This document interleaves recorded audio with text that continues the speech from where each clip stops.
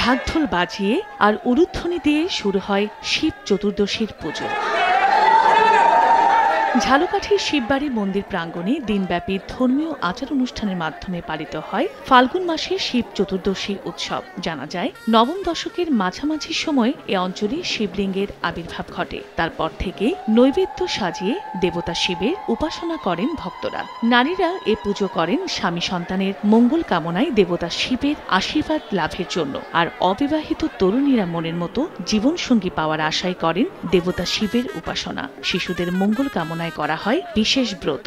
নারীদের জন্য এটা আমাদের শিব ঠাকুরের স্বামীর জন্য, বাচ্চা পোলাপানের জন্য, সবার জন্য একটা মনোকামনার ইচ্ছার জন্য সবাই এখানে আসে। মানব জাতির মঙ্গল কামনার জন্য আমরা এখানে এসে বাবার কাছে, ভগবানের কাছে কৃপা লাভ করছি আর কি। এখানে বিবাহিত নারীরা তাদের স্বামীর মঙ্গল কামনার জন্য, আয়ু বৃদ্ধির জন্য আসে, আর অবিবাহিত মেয়েরা আসে যোগ্য জীবনসঙ্গী পাওয়ার জন্য। আমি সন্তান মা বাবা নিয়ে যেন সুখে শান্তিতে থাকতে পারি, শিবের কাছে এই প্রার্থনা করি। এই দিনে আসলে মনস্কামনা পূর্ণ হয়।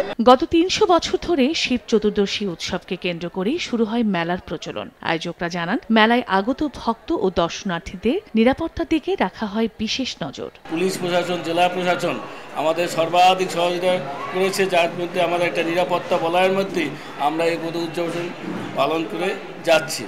এখানে এখন পর্যন্ত কোনো ধরনের কোনো অপ্রীতিকর ঘটনা ঘটে নাই। ৩ দিন ব্যাপী এই ধর্মীয় উৎসব ও মেলা শেষ হয় বৃহস্পতিবার। সময় সংবাদ, ঝালকাঠি।